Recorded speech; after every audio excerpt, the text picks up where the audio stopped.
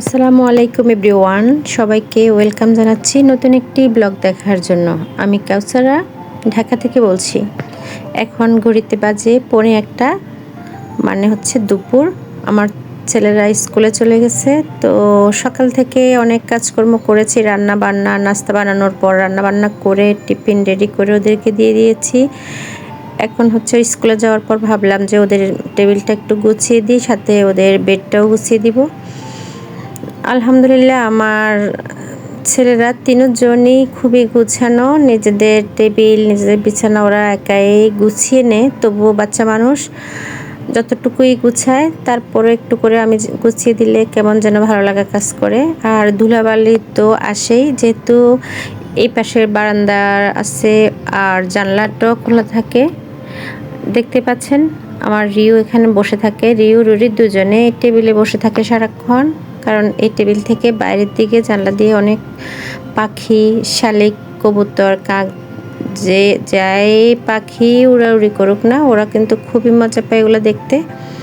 তো এখানে সারাক্ষণ বসে থাকে বলে ওদের গায়ে লোমও দুই একটা পড়ে। তো আমি ভাবলাম সুন্দর করে বই খাতা গুছিয়ে টেবিলটা একটু ধুলাবালিগুলো ঝেড়ে দিই আর বিছনাটাও গুছিয়ে দিই। এই তো আমার কাজ তেমন একটা নেই, সকাল থেকে সব কিছু গুছিয়ে নিয়েছি। এখন শুধু এই বেড গুছিয়ে ওদের টেবিল গুছিয়ে গোসল করে নিব। আজকে বেডটা গুছাতে পারি নাই শাহরিয়ার, কারণ সকাল থেকে উঠেও পড়তে বসে গিয়েছিল। এরপর উঠে গোসল করে স্কুলের জন্য রেডি হয়ে চলে গেছে। তো আমি একটু গুছিয়ে নিই। এখন গুছিয়ে নিলে আর সন্ধ্যা পর্যন্ত এই বেডটা আর গুছাতে হবে না, যেহেতু ওরা আসবে সন্ধ্যাবেলায়। বেলও দিয়েছে, মনে হয় আমাদের ময়লা নিতে আসছে। বিনটা আজকে বাইরে রাখতে ভুলে গিয়েছি। এরপর ফাঁক করে আমি বিনটাও বাইরে দিয়ে আসলাম। এরপর আবারও বিছনা গোছানোর কাজে লেগে গিয়েছি।